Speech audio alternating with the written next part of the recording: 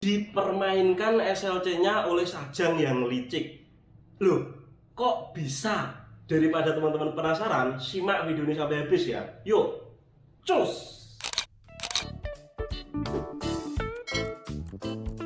Wow, what's up guys? Ketemu lagi dengan saya Hartono di sini yang pastinya wong Jawa yang tidak meninggalkan Subasito. Oke guys, buat teman-teman yang baru gabung, salam kenal. Buat yang udah stay di channel ini, terima kasih banyak udah stay di sini. Semoga sehat selalu, sukses menyertai teman-teman semuanya. Langsung saja nggak panjang lebar, ini aku mau membahas mengenai sebuah cerita yang saya terima dari salah satu PMI Korea yang berasal dari salah satu provinsi di Indonesia, Provinsi Jawa Tengah. Sebut saja ini namanya Untung. Namanya Untung, tetapi ini tidak seberuntung yang teman-teman pikirkan. Singkat cerita, si Untung ini mengikuti program G2G Korea dan terbang sampai sini sekitar tahun 2019 sebelum adanya virus COVID-19 maksudnya teman-teman. Ya wes, masih dapat pabrik di sini. Itu salah satu pabrik di pengolahan makanan teman-teman. Di SLC masnya ini, karena SLC itu kita menganggapnya hanya sebuah formalitas saja ya teman-teman. Tapi pada kenyataannya SLC itu adalah kadang memang cuma formalitas, tetapi acuan kita SLC itu. Kenapa? Karena ketika di SLC kita itu diperkerjakan di daerah, misal ini di daerah A, blok sekian, terus jalan sekian, pabrik nomor sekian, kita itu harus diperkerjakan di situ. Selain di situ nggak boleh. Terus misal bidang kerja kita itu di bidang otomotif, itu juga harus di pabrik otomotif. Yang memperkerjakan kita itu harus benar-benar atas nama Sajang yang di SLC. Tapi ini yang jadi masalah bukan masalah tempat kerja atau apa. Masa ini diperkerjakan sesuai dengan SLC yang didapat. Terus di SLC seperti biasa itu sebenarnya ada yang namanya nanti di sini kita itu dapat fasilitas apa. Terus fasilitas itu maksudnya gini teman-teman. Di sini kan mayoritas untuk visa S9 teman-teman itu ada yang namanya disediai asrama atau tempat tinggal, ada juga yang dikasih makan, dan di situ ada keterangannya apakah disediakan perusahaan, apa kita bayar sendiri dipotong berapa, seperti itu. Nah, masih ini tidak memperhatikan kalau misal di SL-nya itu ternyata pabriknya tidak menyediakan asrama dan tidak menyediakan makan. Jadi untuk kolom asrama sama makan sama sajanya ini ditulis kita itu lainnya teman-teman. Terus selain itu masih juga kok nganu teman-teman, bentar produknya gerai. Ini teman-teman, selain itu masih juga di pabrik itu kan ada yang namanya hari libur yang dibayar, apa hari libur nggak dibayar. Kalau hari libur yang dibayar itu namanya Yugep. Di tempat pabrik masih itu hari libur yang tidak dibayar dan Mugep. Yo wes, singkat cerita masih terbang tadi lanjut lagi terbang, diperkerjakan sesuai tempatnya. Masih juga mudah beradaptasi mulai dari awal karena dari situ banyak orang Indonesia ada banyak senior yang udah menjadi pendahulu, tetapi seniornya ini didominasi oleh teman-teman yang dari Kaburan. Wes, masih pun betah di situ. Masuk ke bulan pertama masih itu ternyata disediain asrama. Maksudnya di SLC nggak disediain asrama, tetapi disediain asrama. Dia pun masih merasa bersyukur dong.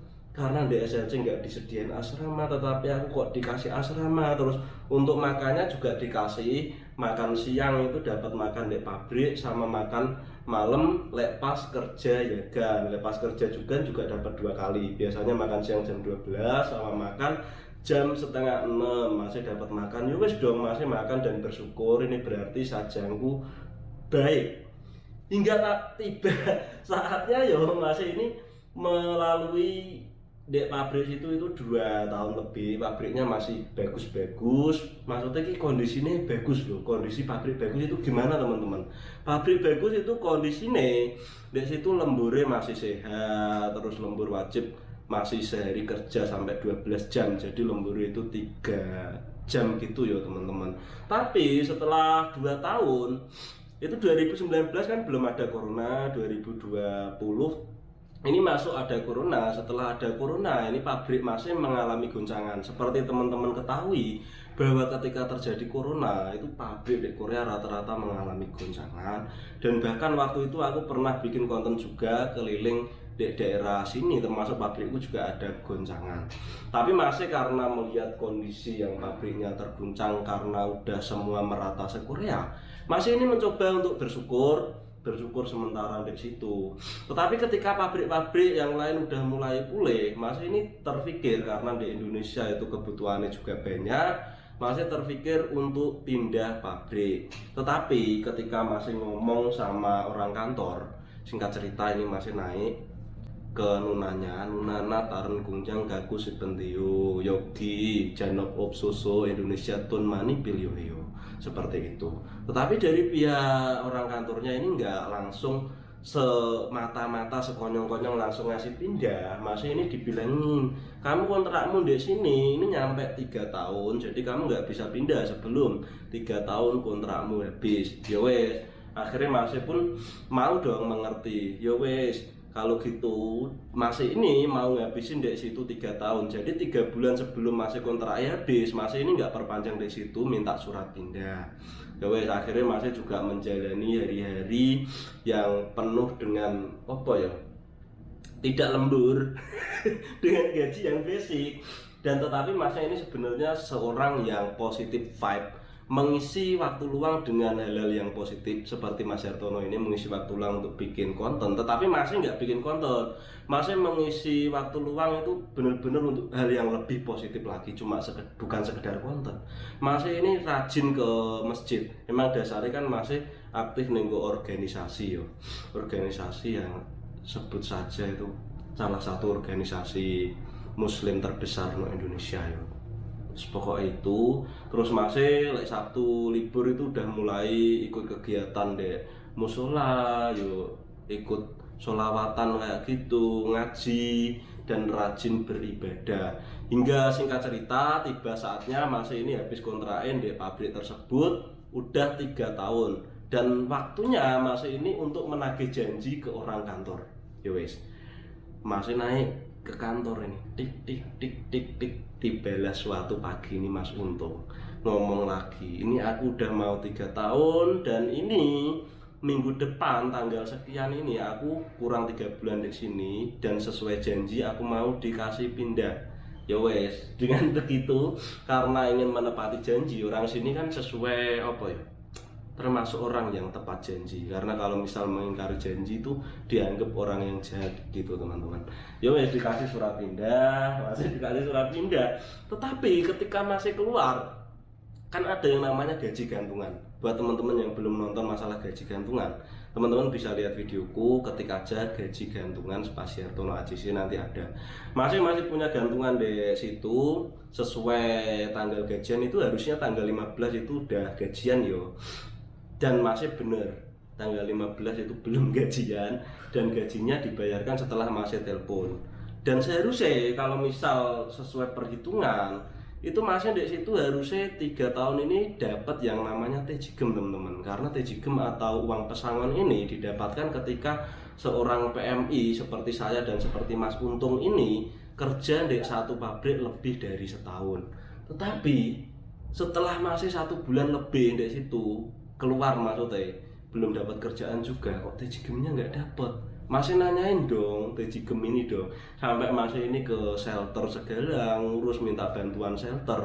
Akhirnya singkat cerita dari pabriknya ini ngasih ngasih pesangon, di total dapat pesangon 8 juta, tetapi nggak mengasih dengan cuma-cuma. Masih ini disuruh datang ke kantor, terus sama orang kantor itu dijelasin, dek kontrak kerjamu dek sini itu nggak ada yang namanya fasilitas asrama sama makan. Lah iki saja ngelicik guys, masih yang ngadang-ngadang.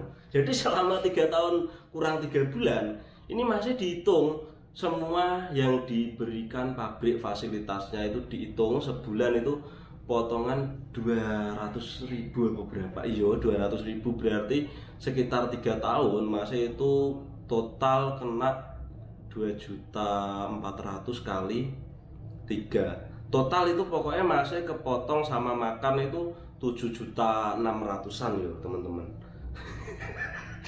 Yo masih yo pengen deleming no yo ora gelem no.